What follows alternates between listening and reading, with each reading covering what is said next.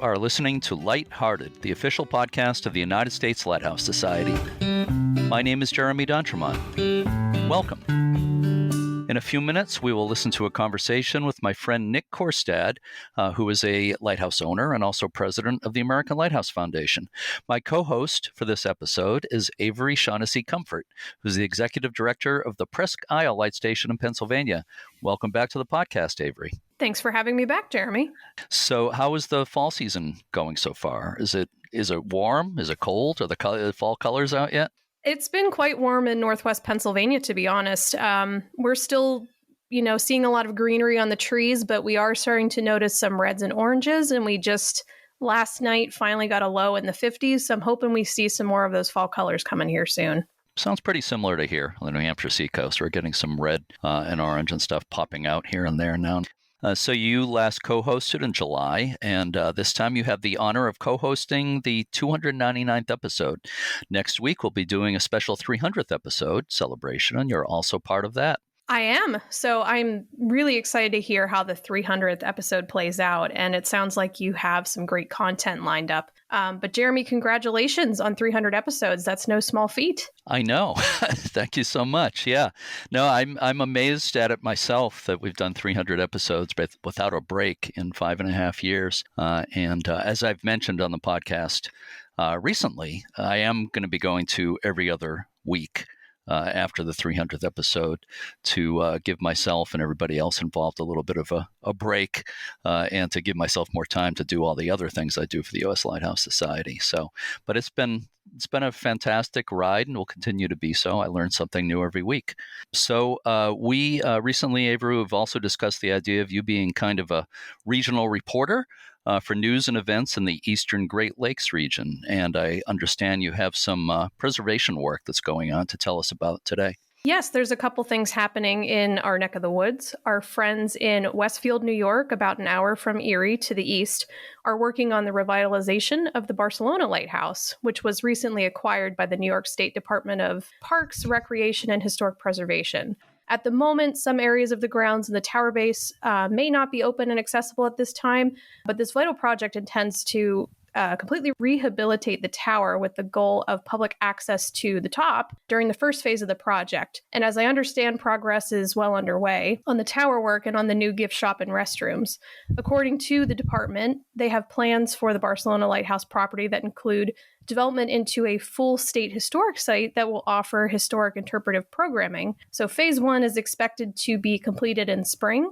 And if you visit their Facebook page, you can see some pictures of the progress that they've made so far. Wow, that's great news. It is fantastic news. It was the first natural gas lighthouse in the world, apparently.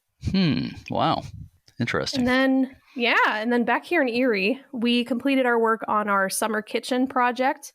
And we actually just received an award from Preservation Erie for our work in preserving the space for the public and for future generations. So that was a tremendous honor. It was the Greater Erie Award for Preservation Excellence from Preservation Erie. Congratulations. That's fantastic. Thank you so much. And well-deserved. This work was made possible by a grant from the Keystone Historic Preservation Construction Grant Program from the Pennsylvania Historical Museum Commission.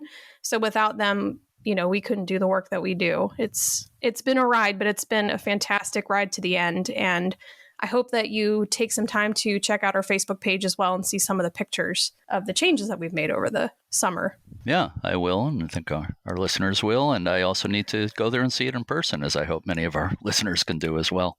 I hope so. A lot of people have been asking about the color of the kitchen, and a lot of people really like it. It's a beautiful emerald green color. I didn't realize people would like it so much, and we've been surprising people by giving them the color code if they want to do it in their own kitchen. So that's been a fun kind of thing that we didn't realize would come out of this.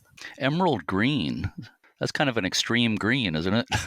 It is, but when we were, taking back the layers of paint and looking at them from the past, we kept the original pantry wall intact. And what's really cool about it is you can see the different paint colors over time. Mm-hmm. And our painter is an expert on kind of, paint analysis over the years. He was able to find that first layer, and it was this beautiful green color. Wow. And he was able to match it and paint the top part above the wainscoting green.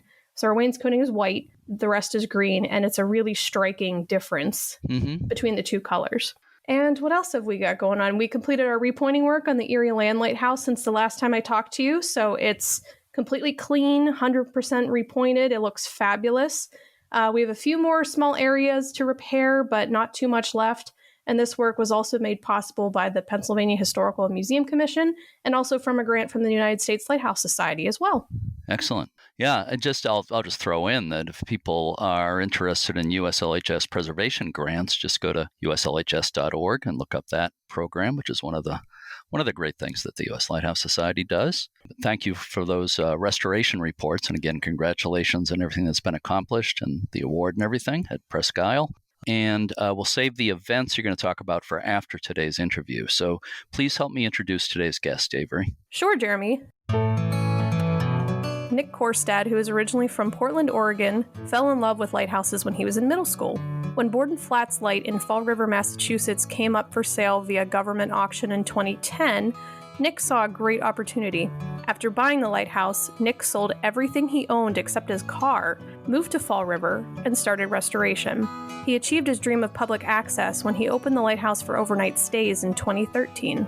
Big Bay Point Lighthouse stands on a bluff on Michigan's Upper Peninsula, about 24 miles northwest of Marquette on Lake Superior.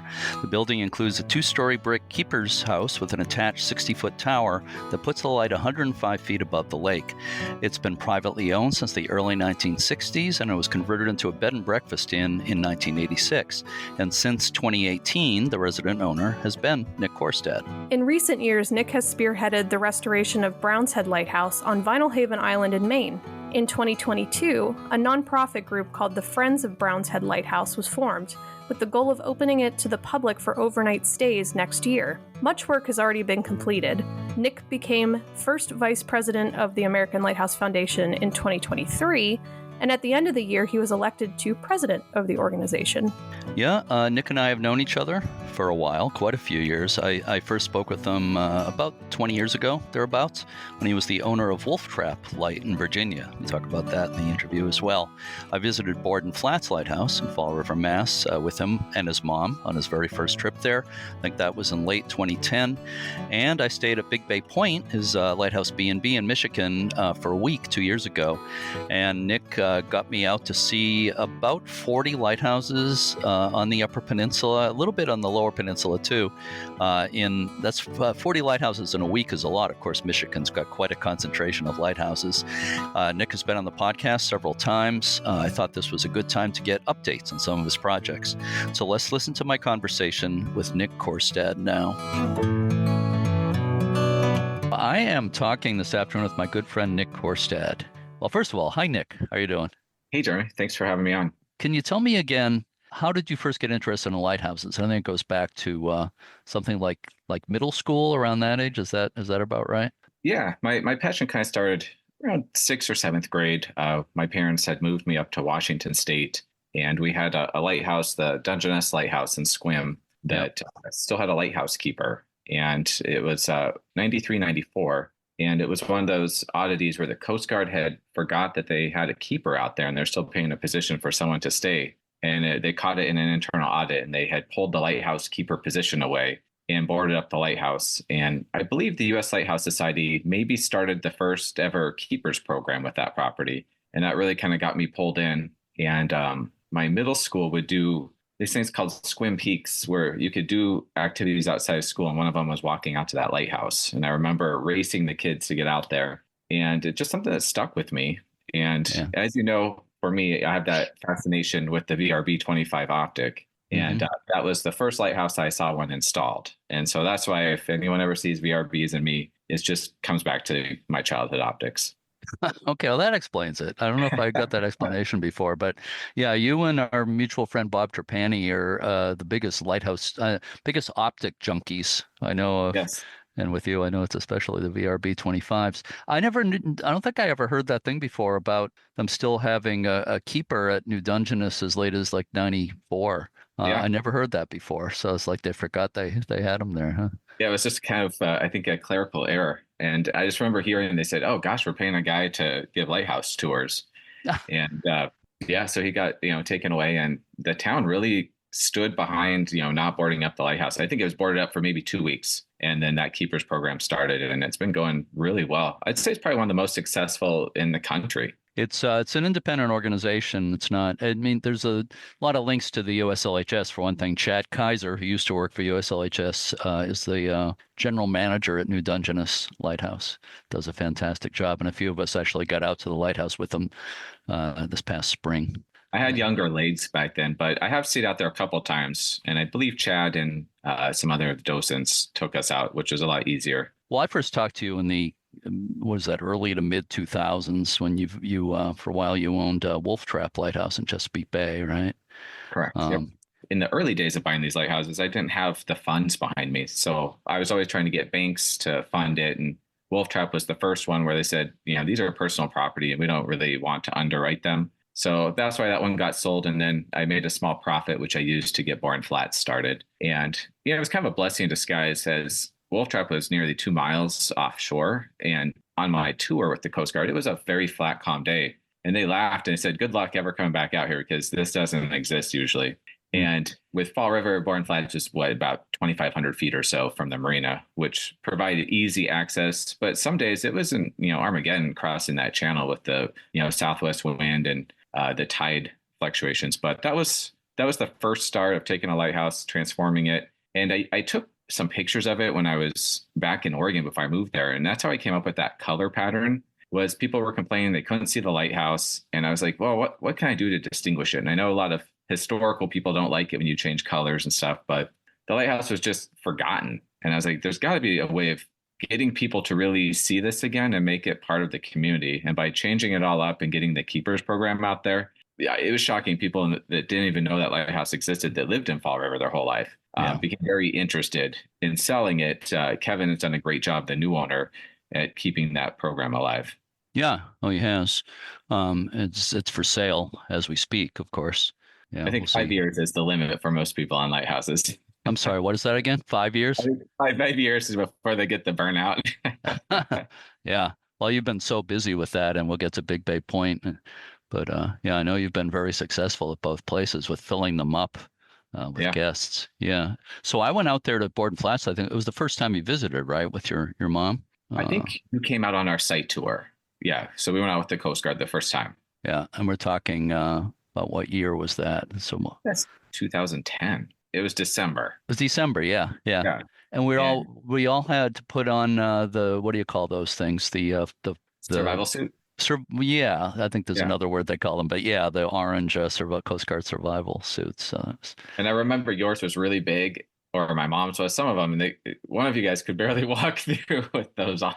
Yeah, I can barely walk anyway, so it made it even tougher. But that was quite memorable. The only other time I was actually there was the time I was part of the group that came out and we did a paranormal investigation, New England Ghost Project. You remember that night, of course. Yeah. I don't know how deeply you want to get into that. Maybe we'll save it for a little while, but maybe a little bit more about how you restored Borden Flats Light. I know you and your family members did a lot, helped you get furniture out there and so forth. You lived at in the lighthouse for a while. Yeah. So in my first parts of the restoration of that property, I had rented an apartment in Fall River, and it just dawned on me one day, when I was paying in rent, what if I just moved into the lighthouse and, put that money into the restoration? Because when I think back on how much paint and stuff used to cost compared to today, it's amazing how far I could get $1 to stretch. Today, I don't think you can get $1 to stretch anywhere. And so I remember I had never had a boat before or driven a boat. And so I purchased one of those inflatable kayaks from Costco. And that's how I get back and forth. And the people in the marina would just, what is this guy doing? And it was when they made oil-based paint illegal to sell in Massachusetts and Rhode Island. Mm-hmm. So they put it all at like $2 a gallon. And I went and bought to every Ace Hardware and bought like 65 gallons of all this oil paint, had it all colored. And so that's when I went out there and scraped it all by hand. Because you had these regulations where you couldn't use any electric tools because you'd have to get EPA permits. But you were allowed to scrape by hand. So I remember scraping all the paint off, and the gutters were so full of the bird guano, getting all that weight off. I think I got like 65 5-gallon buckets of bird guano and bones, all sorts of weird stuff that collect in these offshore lights, and spiders. Lots of spiders out these lighthouses. Mm-hmm. But the first main restoration after getting it painted was to get that addition built back on that covered room that was you see in a lot of these offshore lights, and it was probably taken out in the 70s. And so I hired a contractor to help build that so that you kind of need some shelter and get a bathroom built out there. And then furniture, it came, hunting around to every consignment and antique store. By then, I think I had purchased a Zodiac, and I remember we were going by that bar. There's a little bar there at that marina, and we had a big old china hutch sitting in a Zodiac. I remember coming out at like 10 o'clock at night because that's when it would get really calm. And so we had to get a lunar tide to get furniture up onto that foundation. You couldn't go at any other tide level. And, just the looks on people's faces. But it was fun. I enjoyed, the challenge. That was a fun challenge. I don't necessarily want a lighthouse that's falling apart in the water that you have to get the foundation put back together. But the fun of getting furniture and oddities out there, and it really gets your brain to work. It's a big Tetris game, and at the end, you'll ask yourself like, how the heck did we get this out here? And that was always the question when I had checked people in was, how'd you get this here? And you just do it. You just can't sit there and dilly dally. Yeah. I'm not sure if you've actually said that the access is by pulling up to a ladder there and going up. How many feet? About maybe 15 feet or something like that to get to the deck? Yeah, no, very low tide, about 15 feet. Super tides, 2 feet. Okay, so that's why you did the extreme high tides when you brought furniture out there. Yeah, and you definitely didn't want to be out there when the tide started going out with a king tide because it was really hard out of that harbor. Yeah. That's amazing. I was very impressed when I went out there. Again, when we did the paranormal investigation that night, you did a beautiful job, and the work you do, the same thing at Big Bay Point, very tasteful, a lot of stuff, which is I don't mean that in a bad way, but you've got where people can't see it. We're on Zoom right now, but you've got one of your lenses behind you. You've got some Fresnel lenses and other optics at Big Bay Point. 5 or 6 Fresnel lenses. This nice little fifth order lens here behind me. Yeah. And I got 3 VRBs now, so I'm collecting them. So I know you're always everywhere I go. You're asking, is there a VRB 25? If so, you want it. Hey, I want to preserve as many of these artifacts as possible, as well as the lighthouses. But you can't save them all as one person. But if I get involved, my goal with a lot of these lighthouse groups is to help them understand that you can get stuff done at a normal price. Some of these people come back and it's $4 or $5 million, and it really doesn't take that if you have a good group of volunteers and treat it like a normal house. Yeah, you don't have to get the top of the top to fix something. Mm-hmm. So what was the best and worst part of owning Borden Flats Light? I'd say the best part was the experience of living out there, because you really got to feel what it was like, the remoteness, even though you could see the city around you. When it got dark at night, if you ever needed anything and you had to launch off, it was interesting, in the dark, and the peace and the quiet, the solitude, the cooking on your own. It was very interesting. And I'd say that the only downside to that property was the ghosts. I know, I'm not a real ghost person, but there was a lot of paranormal things that would happen, and I can't explain what it was, but it would wake me up at night, and I was like, okay, that's enough. Not to segue into a ghost story, but that lighthouse had a VRB 25 in it when I purchased it, and it would come on during the day, and then when it got dark, it would turn off, and I would the opposite of what it's supposed to do. Yeah, I call the Coast Guard. They'd come out, and as they would approach, the light would turn off. They would be like, there's nothing wrong. Why do you keep calling us?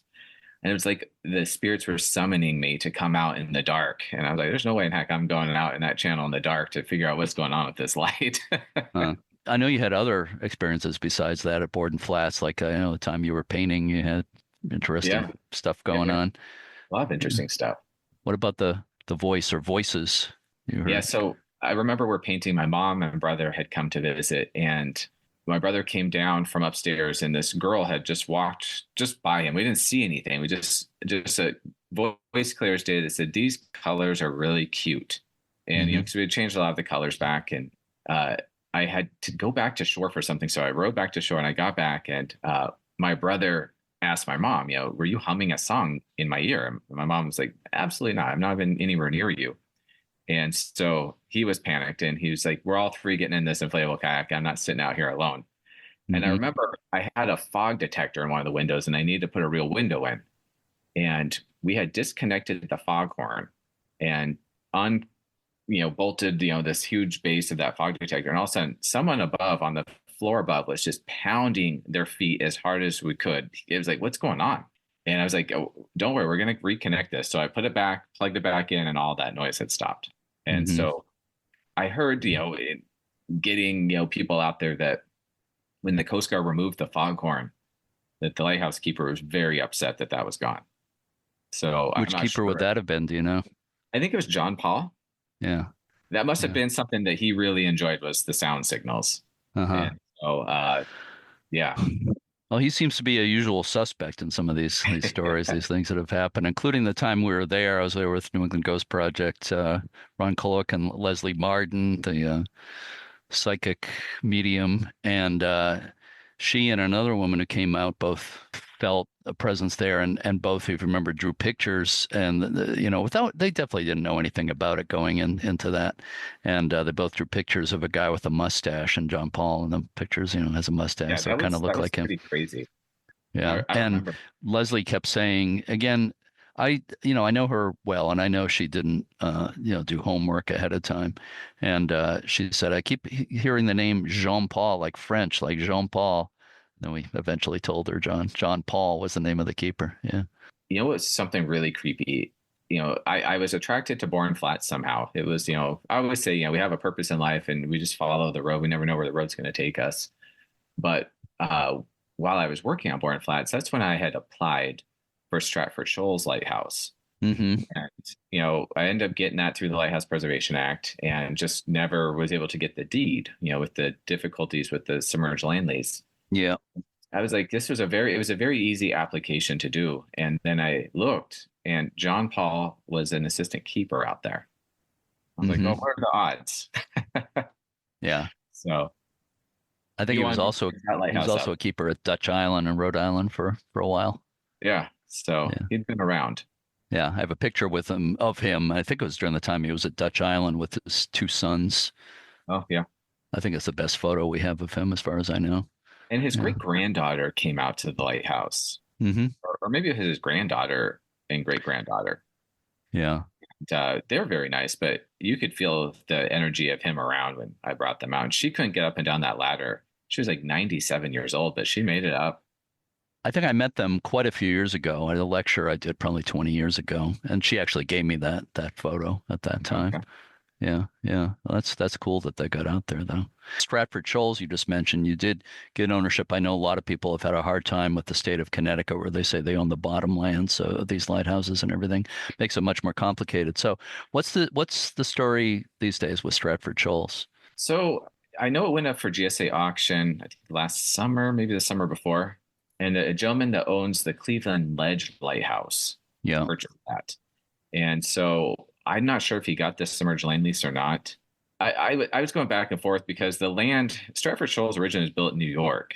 And so the land was ceded by New York to the Mm-hmm. United States. And so, in essence, even though they changed the boundary of Long Island Sound, New York still is the title holder for that 1 acre of land, no different than anyone who owns their own property in a different state. Mm-hmm. And the GSA, no one else wanted to acknowledge that New York would have to give that piece of land back to Connecticut for me to lease it from Connecticut, because New York still shows it as land that they own. Yeah. And so I don't know. I just don't know why they don't want to deal with it. But Connecticut told me that, I know this sounds crazy, there's no evidence that people ever lived on these offshore lighthouses, and that those pictures and everything are just stories that have been created. What? And so that's why they wouldn't allow me to do the Keepers program that was adopted and approved by the National Park Service and the Coast Guard and GSA. But the Lighthouse Preservation Act is a federal law, and so the state should have to follow the approved application. Yeah. But the state wouldn't recognize it. Yeah. So I just, after 10 years, you can only fight a dead horse so far. So Yeah. Well, you're not the only one who's run into problems with that whole thing. But I don't think I ever heard that part of the story before, that they claimed keepers never lived there, because obviously that's not true. If that's true, then my lectures are mostly made up, I guess. Of course keepers lived at these places. That's nuts. So moving on, you bought Big Bay Point Lighthouse on the Upper Peninsula in Michigan. How did that come about? So in doing the offshore lights, my goal always was to have one on shore that I could live in. Hmm. But I just wasn't born into that kind of money. So I had to kind of work my way up by buying these auction lighthouses and flipping them in essence. It wasn't like a real estate flip game. It was just work my way up until almost like my own lighthouse keeper's position. Hmm. And Big Bay started to get ready for sale in like 1998. I'd been watching it since I graduated high school. And it was a highly priced property. And I just kept watching and watching and watching. And, it kept deteriorating. And then the price kept going down. And I always joke like when we graphed linear equations on these calculators, the two axes met where it got to the price and I got to the age to where I could, pull things off. And here I am now. I just honestly, I really do love living in Michigan. The great part about living on the Great Lakes is these lighthouses don't witness salt deterioration. Hmm. So my lantern room, all this type of stuff, we get bugs and stuff on there, but all my Roman numerals are at every piece of the lighthouse where every rail is bolted together. And you just don't witness that when you go to New England, that, salt has gotten into those and just, it kind of almost looks like a pastry, how it kind of just pulls apart. And Yeah. so I moved out here and it was already a bed and breakfast. So I already had a good following of people and I've just improved on getting the whole building restored and brought in, more clientele. And Yeah. I really enjoy it.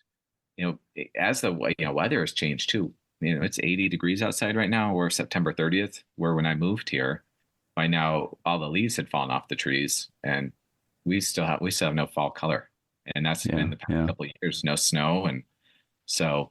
Does it seem to be increasingly going in that direction, as far as you can tell? Yeah. If I were to draw a line, it'd be straight up for the difference in the weather changes and the real estate prices. Everything has really increased. I'd say. Yeah. I know it sounds crazy, but 500% increase since I moved here. So to live in the waterfront market, you could get a condo house, 300,000 in 2018. You're talking $1 million now. Yeah. It's getting busy. Yeah.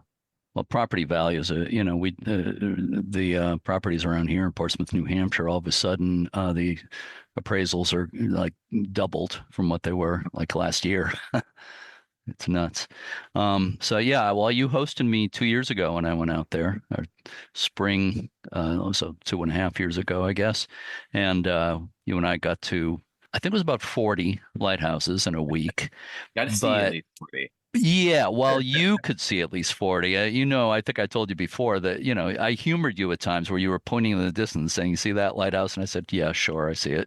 But I saw most of them, and we visited quite a few. But it was snowing a lot of that time in April. Yeah, that was in April, and this April I had leaves on the trees already, and we got about 12 inches of snow total last winter. Wow. Yeah, so it's definitely not the same as when you were here. Yeah, it was pretty rough. And I remember driving back to Big Bay Point and like a snow squall one evening when it's a little hairy. And plus, I've never seen so many deer in my life around on the roads around there. Hunting season's coming up, so if you do want to come up and grab a couple of deer, well, I'll pass on that. But I've never seen so many deer in my life. I remember our drive to Au and it was a really clear road. And then remember, we saw a sign that said, "No plowing within like 1,000 feet." And we're like, "Whoa, what would they need to plow?" And then we hit literally 2 feet of snow. Driving over all these humps of snow to get there. I remember that really clearly. And then we walked through at times knee-deep snow to get out to the lighthouse. That was an interesting walk. It was. It felt like a real accomplishment to get there. So since you've had Big Bay Point, you've been pretty consistently sold out, right? Yeah, I'd say I'd stay around 99% occupancy. The 1% would be cancellations that don't rebook. Yeah. Short-term cancellations. And what is the open season for it? Typically, it's May 1st until right before Halloween. And then I shut down. Unfortunately, I get a lot of people here that want to do ghost hunting. And since I do live here, I don't want to welcome any of that stuff into the house. Yeah. Yeah, you've had enough experience with that. Yeah. But if I remember correctly, when you first moved there, you felt like you had an experience, but then you kind of shut it down from what you told me. I'll tell you. So the previous owners always had these ghost stories of bedroom doors opening and table, decorations upside down and the kitchen cabinet doors being open. And I want to say it's about 2 weeks after the previous owners left. And on my side of the house here, I have a door that takes you out onto the lake, and it was off my living room. And I opened it up, and I realized that they had let the roof leak for probably 50 years, it seemed, and everything had collapsed. Mm-hmm. So I had cleaned it all up, and I was sitting down in the dining room and putting up a new light fixture, and I heard a lot of commotion in our basement here, and I have 2 basements. And I was like, well, how the heck did someone get into the house? And I didn't have any guests here that day. And so I heard steps coming up from the basement, and I looked over, and the person, whatever it was, walked behind me and then right out the front door, and I've never had anything in the house since. And so I just think it was haunting maybe the previous owners. I don't know. Maybe they weren't doing enough for the place, but now they see that you're taking care of it. So it was like, all right, next year, we're done tormenting these people. Time to go. Wow. Yeah. Well, you and I have talked enough to know that I have an open mind on these things. Yeah, there's always a part of me that's skeptical, but I've had experiences and people like you that I know that I don't think are insane. I've had experiences, so I know there's something. I like to debunk everything. Say, hey, maybe it was just, but there's certain things I don't know what it is. I don't really want to dig any deeper, but it's different. Yeah, I feel the same way, and I don't think the explanation is as simple as it's like spirits of people who've died. I mean, it might be, but I don't think we know. I think there's a lot we don't understand in this universe. So it's a glitch in the matrix, maybe. Maybe that's what it is. So in more recent years, you have gotten involved with another lighthouse, more in my neck of the woods here in New England, up in Maine, Vinalhaven Island, Browns Head Lighthouse. So tell me about how that happened and what the latest is on that. So honestly, I remember, I think it was you talking about it. You were here visiting about how ALF had gotten the lighthouse donated in 2015-ish, I think, from the town of Vinalhaven. Yes. And it was a transfer. I believe they had said, it needs a new heating system, but everything else is okay. And then ALF did the transfer, and it turned out to be a lot more on a list of things that need to be done. Yeah. And then the pandemic came, and I know that there was, resources were getting spread thinner and volunteers. And that's when I think ALF contacted the town and the Coast Guard and said, this is, probably not the best idea for us to take on this challenge at this moment. And the Coast Guard said, no, give it to anyone. We don't want this back. And then the town was going to try and do some sort of a nonprofit to maybe the Historical Society. And I just don't think anything got, brought into fruition for that to happen. And Bob Trapani contacted me and said, Nick, I've got a property here. Are you interested in having this become your next project? And so I decided to go out there, kind of take a site visit. Everyone thinks that, giving a lighthouse given to you or handed to you for free is the best thing that can happen in life. And they really are like a double-edged sword. When someone gives you something, it's not a free property, it's a bill, future bill and an ongoing bill. And you just want to make sure that's something that you want to take on. So I went up there, took the ferry out, and, noticed how beautiful the island is, as well as the location. I said, you know what, we'll take it on and figure out how to get it done. Just figure it out. And so that's what I've been doing. And last year we got Jim Leslie company out there and found the main issue with the lighthouse was that the roof had been leaking probably for about 15 years. And the attic was completely black mold. And so we had to tear it down to the studs, the whole upper floor, and abate all that, replace all the insulation, and then replaster all the walls. But in doing so, we figured we might as well replace all the electrical and all the plumbing and all the windows. So someone had gone up there. There was some incident with the Coast Guard boarding some vessels in the harbor. And I'm not sure if it was drug related or something. And those people got upset and thought throwing rocks through the Coast Guard lighthouse in their mind would help ease their pain. But they didn't realize the Coast Guard didn't own the lighthouse. So that was one of the issues of, getting the place watertight and airtight. And so now we're in the process of, we took all the vinyl siding off the house, and that was to encapsulate all the lead from the lead paint. Now there's 2 layers of siding. And so we're putting new siding on the house, and then we got approval for the shingles to be put on as red shingles. So the State Preservation Office approved that. And then, of course, I got that signature red lantern room. The reason for that it's not going to probably stay that way. Yeah. I need to know in pictures if I see any change to the lighthouse, if it's before or after I owned it.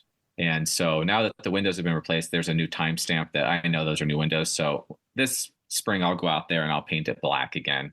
And, the house I got a postcard of what the house looked like. I'm not sure if the postcard's correct, but it had a red roof on the house and then the black lantern and everything. And part of the restoration will be having all the windows replaced in the tower, and the blackout panels on the back will be taken off, and the crystal lens will then be able to be seen 360. So, yeah. But yeah, it's just a beautiful spot. And, it's just like with any lighthouse, it's people want to see it done today, tomorrow. And, it just doesn't happen that fast. I try as hard as I can. And I think we've gotten a lot done in the past 2 years. But you look at lighthouse groups, with any lighthouse organization that have been going hard for 20 years, and they're still, fixing the loose ends. I know. Believe me, I know. I know from experience. It ain't easy at all. And especially with offshore lighthouses. I mean, at least Browns Head is on a large island, but it's still, you got to move everything out there. There's people get back and forth by ferry, or you got to bring stuff out in your own boat, whatever. And it's there's actually, believe it or not, there's a lumber company on the island. Yeah, that you can buy all your paint and everything, and it's Viking lumber. So you just order it and they actually deliver it on site for you. Well, that's good. I didn't realize that. Yeah. Yeah. So it kind of helps out in the cost there. But the ultimate goal, I'll be going out there this fall to, work on the inside, and hopefully everything will be rentable. So we'll do week-long keepers program stays, hopefully starting next May or June, and the lighthouse for the week.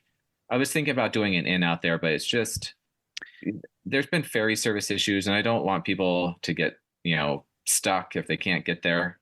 And so if you were delayed or anything, or if you want an extra day to get out there, you still have the place for the week if you want to show up on a Tuesday instead of a Sunday or a Monday. So plus the way it's laid out kind of lends itself more to having one group or a couple or whatever, right? A family, as opposed to 2 or 3 parties out there at one time. Parties in sense of groups of people, whatever, No, hopefully people aren't going to have big parties out there. So what I want to do in the future restoration of the property is that kitchen and the bedroom above were added in 1857. So they're not original to the house. That's why you have that bedroom that you walk through to get to the far bedroom. Okay. I'd like to take those, wall them off from the inside of the house, and then you have your front entry and do a stairway and make it a 2-level little guest room. And that's what I was going to do in out there. And then that bathroom area and that dining used to be the kitchen and dining room. And so I was going to bring it back to the original footprint that the house had when it was built, and then have that extra wing be the rental unit. Okay. Was it the tower, I think, is original, right?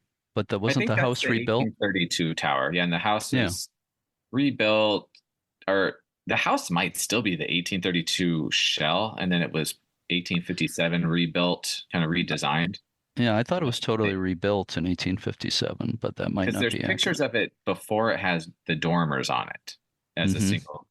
So upstairs, there's the bathroom used to be a bedroom, and then there's 2 bedrooms in that middle room. So it used to just be 3 separate bedrooms up there. And then the downstairs had the living room that you see now, and then the dining room and kitchen, and then that far bedroom and the kitchen were not part of the house originally. And that's why it has that interesting flow pattern. But maybe it wasn't totally rebuilt. I don't know if it's how clear it is. Well, I'm wondering if they just rebuilt, redesigned it, because I think it might be the original foundation. That's probably true. Yeah. Yeah, the basement, you walk on the rocks like you're walking on the beach in the basement. It's kind of cool how that is. Yeah, I think you're probably right. It's probably the original foundation and basement. Yeah.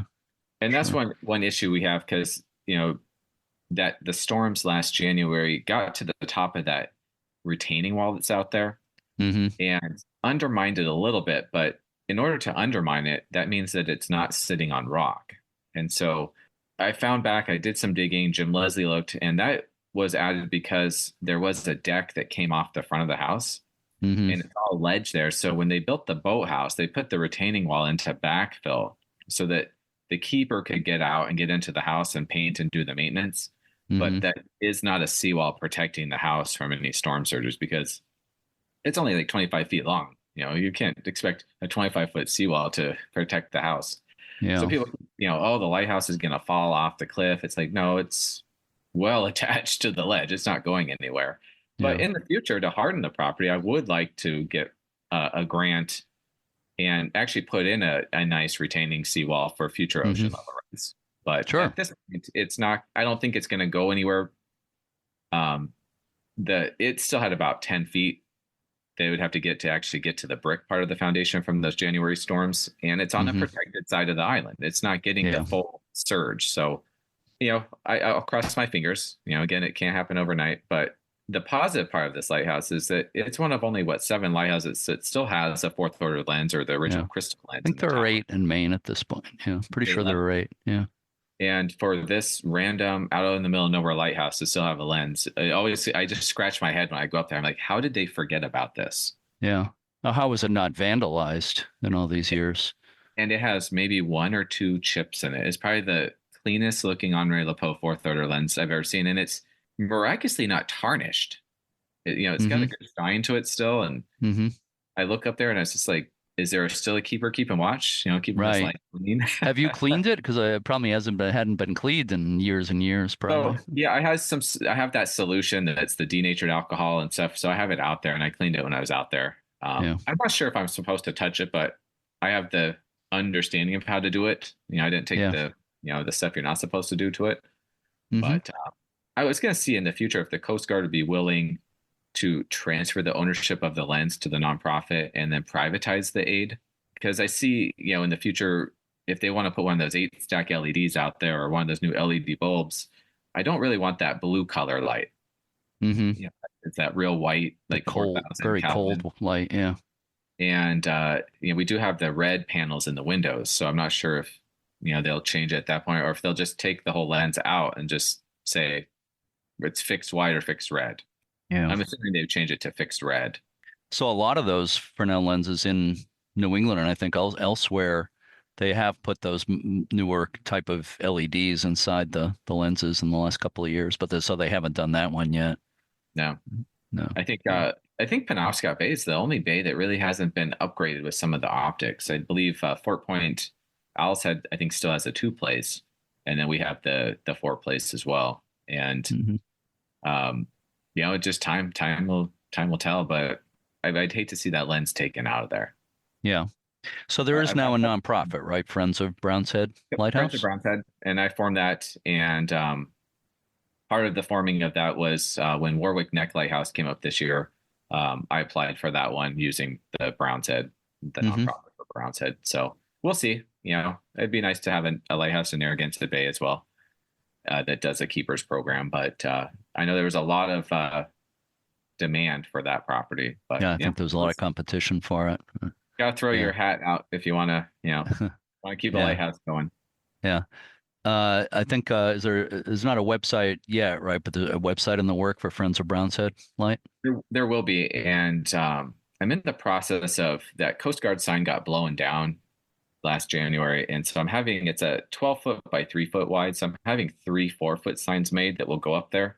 One will be the traditional Coast Guard one, and then I'll have one that describes the history and the public access, because I still want to keep that property open for people to walk the grounds.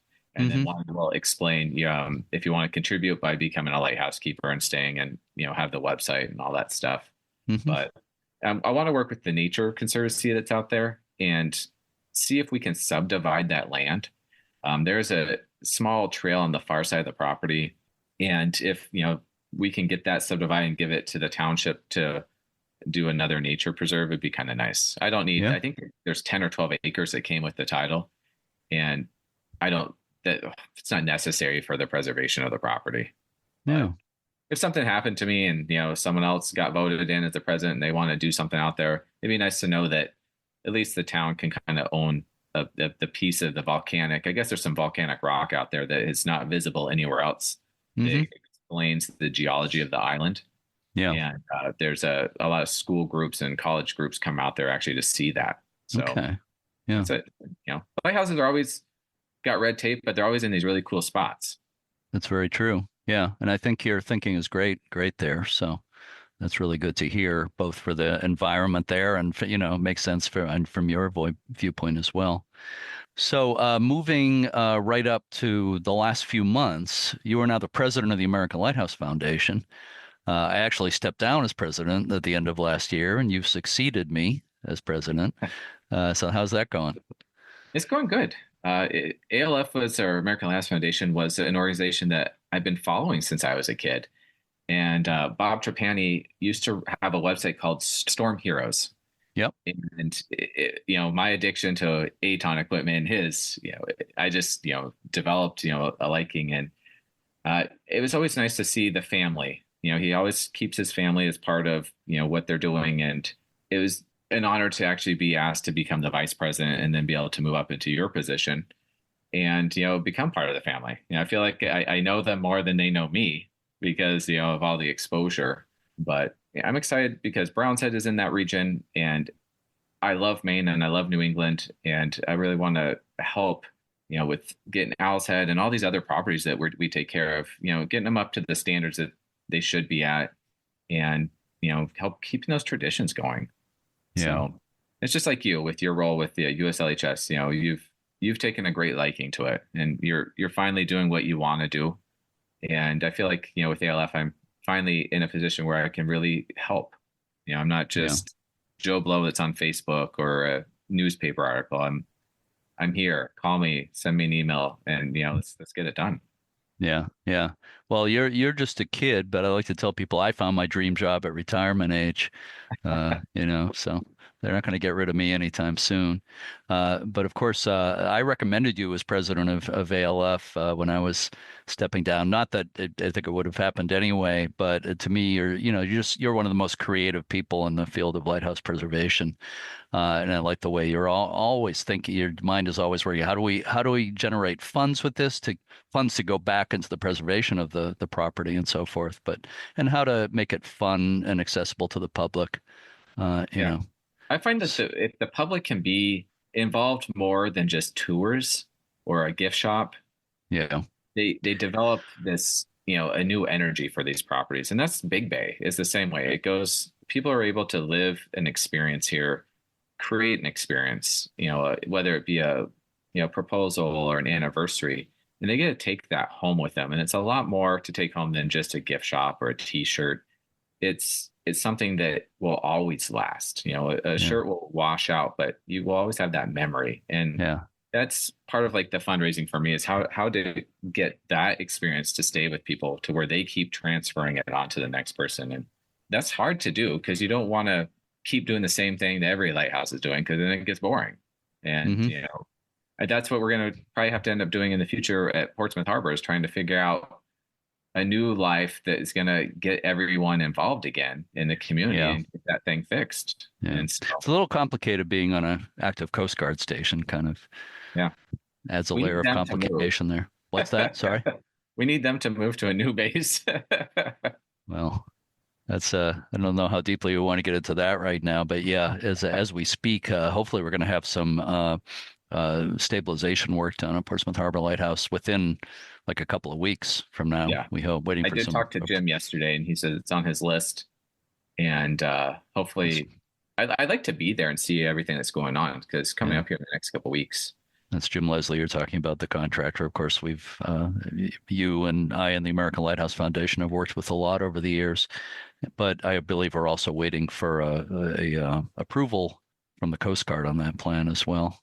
Yeah, I feel like every time we need an approval, this person is not there anymore, and it's moved to this person, and now it's this person, and then all of a sudden there's a whole new division of someone else, and we're like, well, didn't we get approved? But we're not approved. Yeah, I know. But I think honestly, I think we're gonna get it saved, and what blows my mind is how that lighthouse, not to just segue, from what we've been told and what we've uncovered, that it just sits there. It's just it appears that way. Like there's not much anchoring it to that ledge. It's just weight held. And so by looking at the interior shots, you can see like how the bricks come out, and it's almost as if they come out in these little sections, and it's just basically holding it steady. Yeah, and brick is not the best anchor to hold a cast iron lighthouse down. So it's almost like they needed to turn it. Like, oh, we need to turn it, move the windows over this way. Let's everyone just turn the lighthouse. It's kind of screwed it into the ground, maybe, or something. I don't know. But yeah, it's kind of scary, especially since we're getting late in the season and heading into another potentially a season of bad storms over the winter. If it's anything like the last 2 or 3 winters, yeah. Yeah, I've So been really crossing my fingers and happy that no hurricanes have made it up the coast. yeah. I was just working with somebody here in the USLHS. We're having a meeting later this week, and one of the topics of discussion is the hurricane that just happened, Helene. Yeah. And we know of damage at a couple of lighthouse properties, nothing too severe from what I'm hearing, but we're still finding out about that. So obviously a problem Yeah. I was shocked down to there. see like the Port Boca Grande Lighthouse, to see the damage they had so far away from the storm. So I'm assuming Egmont Key, maybe Cedar Key. I haven't heard any things back, but I'm thinking Cedar Key itself was devastated, so the lighthouse there must have had some damage. Yeah. Crooked River posted today that they're open for tours, and they were what, 20 miles from the eye wall, Yeah. and it's like, how the heck did that even happen? How they're, and I was really concerned because a lot of these little lighthouses have their little Fresnel lenses, and I was like, oh my gosh, did they get that out? But Yep. And Pensacola is open, I saw. You just never know with these storms, but it's getting scary. And they're saying another one might develop this week and hit Tampa, but it wouldn't be like anything more than a Category 1. That could be enough, depending on the amount of rain, especially in the storm surge, how it coincides with the tides and everything. Yeah. So it is scary. And they tend to accelerate really, really fast in the Gulf, since the Gulf is like 90 degrees or whatever it is these days. Yeah. Yeah. But anyway, we're kind of going into a rabbit hole there, but it's all related. It's all part of the puzzle here that we're all working with all the time. So, Nick, we can, and we do talk, and we can always talk for a long time. There's a lot to discuss in our world, but I'm going to ask you one more question, okay, for bonus points. But I'm not going to ask you the usual thing that I ask people for the final question for bonus points. Okay. The question is, what in your it's going to be a pretty long career in the field of lighthouse preservation. What has been your favorite lighthouse experience in all that time? I'd say my favorite experience was being able to bring back the third order lens to Big Bay, and going there with Kurt Fosberg and disassembling it, and then bringing it here and reassembling, and understanding the value of this artifact, the history behind it, and then the just dumbfoundedness that you're standing there, like you're in charge of it now. And that to me was probably one of the coolest experiences, because they come apart so easily, and yet they're so complex. You have to have your brain going 100%, because when you move one of those panels, you can't be clumsy and turn a corner. You have to analyze every piece of your walking, or you're going to chip a prism. Yeah. And I have to say that's something I think about a lot. When I'm looking at lighthouse optics, is that I've actually taken apart a third order lens, and I've actually reassembled one, and not many people that I could say probably have ever done that. No, I would say a pretty small percentage of the population has done that, I would say. Yeah. Everyone thinks like, do you want to be a lampist? Absolutely not. Yeah. There's people like Chad and Kurt, their minds are set for that type of due diligence, and I don't have the attention span to sit there and pull all those prisms and put all the cards. Yeah, I feel the same way. Yeah, but Kurt and Chad and Jim Woodward, they're, as far as I can tell, they're the last three, and hopefully not the last three, but they are the only three working in that field today. And I'm wondering if that's part of the reason why the Coast Guard, I know they say a lot of times that the light and everything, the sun damages them, but I'm wondering if they see the writing on the wall, maybe 20 years from now there's not going to be anyone that can service these things and move them, and maybe it's best that they take them out and put them in museums. Yeah. Well, I think there'll be people who can figure out how to do it, but not people who have that kind of experience, who just know how to do it without doing a lot of research and maybe some trial and error.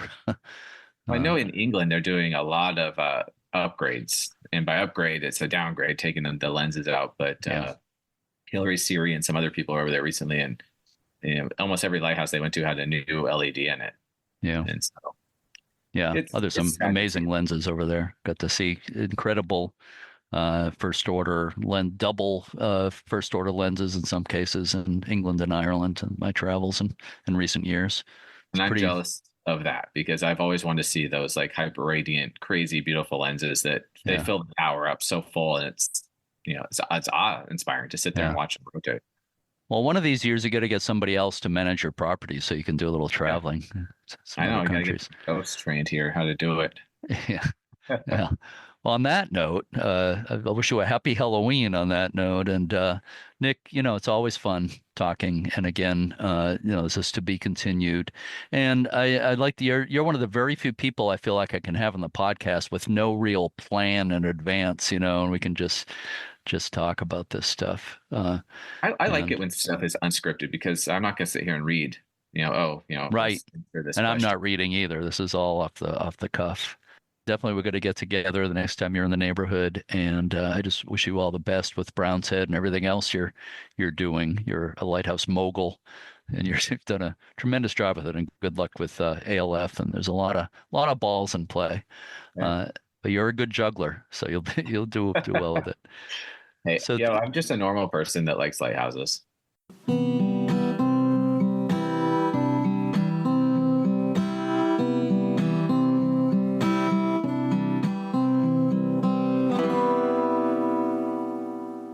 You can learn about the Big Bay Point Lighthouse B&B at bigbaylighthouse.com. You can take a look at photos of the accommodations and check availability. There is a website for the Friends of Browns Head Lighthouse in the works. Yeah. My thanks, as always, to Nick, who's a great friend and always a good guy to discuss lighthouses with. Or should that be with whom to discuss lighthouses, I guess is more proper. So, Avery, I understand you have some lighthouse events to tell us about now. I do. So at Lake Erie Lights here in Pennsylvania, we have a busy October. We have 2 Fright Nights at the Light coming up the last 2 Saturdays. So that would be the 19th and the 26th. These events will feature true ghost investigations with a local paranormal group, Erie Unknown. And we will also welcome back Andrew Huzar, who is host of the Huz Ghost Stories podcast. You must be 21 to attend, and tickets are on sale online. All proceeds benefit restoration at the lighthouses, and with your ticket, attendees get 2 adult beverages of their choice and fall-appropriate snacks, as well as the ghost investigation and ghost story fireside chat time. We will also be hosting Trick or Treat at the Erie Land Lighthouse on Halloween night, complete with pumpkin painting, candy, and a spooky scavenger hunt. So that's a great family event for folks to stop by. By this time, I'm sorry to interrupt you. Fall appropriate snacks. I'm trying to figure out what those might be. Cider. Sorry, go ahead. Cider donuts. Oh, good. I was afraid it might be candy corn. So. Oh no. I'm glad it's cider donuts. That's much better. Okay. We have on our staff. We tried to guess who on our staff actually likes candy corn and who doesn't. Does anybody actually like it? One person on our staff likes it. The rest of us hate it. And we just make fun of her incessantly for liking candy corn. So no candy corn for this event. Cider donuts, pumpkin donuts. So. Oh, wow. Anything fall related. Yeah. So. By this time as well, Marblehead Light in Ohio will have had their Lighthouse Festival. So I hope all went well out there in Sandusky. The South Bass Lighthouse, also in Ohio, is still scheduling tours through October and into November. You can do that by contacting the Stone Lab Bayview office of Ohio Sea Grant. Gross Eel on the Detroit River in Michigan will host a boutique for the holidays from November 15th through the 15th of December. And Lightship Huron on Lake St. Clair is still open Saturday and Sunday. Call ahead to book a group tour. And that's all for my updates for this fall. Well, thank you, Avery. Good reporting job there.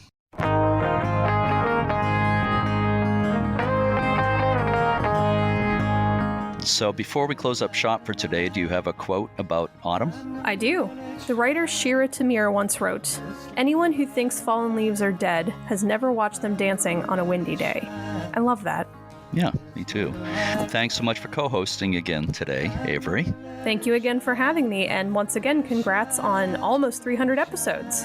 Thank you very much, and congrats on being the host of the, what do you call this, the pentultimate, the next to the 300th, the 299th episode. So as I said, next week will be a celebration of the 300th episode, and you and a number of other people are taking part of that. I don't want to give too much away. People need to listen. So until then, to all our regular listeners and our new ones, thanks so much for listening, and keep a good light. Let it shine, let it shine.